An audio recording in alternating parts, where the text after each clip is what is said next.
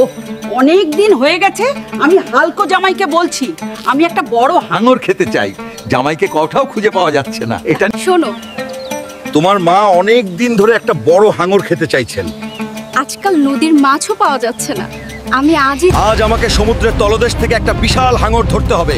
আমাকে আমার শাশুড়ির মন জিততে হবে, না হলে আমার স্ত্রী আমার কথা একেবারেই শুনবে না। আমি মাছ ধরতে এসেছি, রাস্তা থেকে সরে যাও।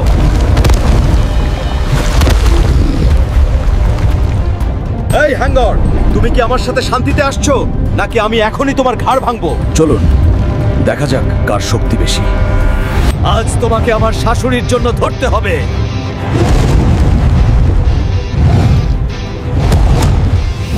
এই তুমি এবার আমাদের সমুদ্র তীরে নিয়ে চলো।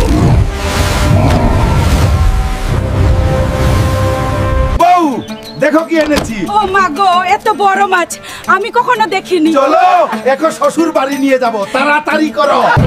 এখন মা খুশি হবে। এখন তুমি কিছু কাজের কাজ করছো।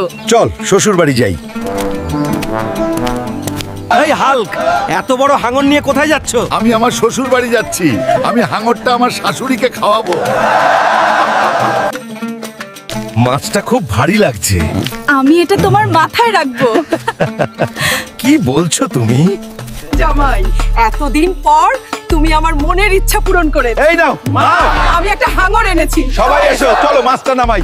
যতদিন আমাদের জামাই হাল্ক আছে, আমরা নদী থেকে একটাও হাঙর ছাড়বো না।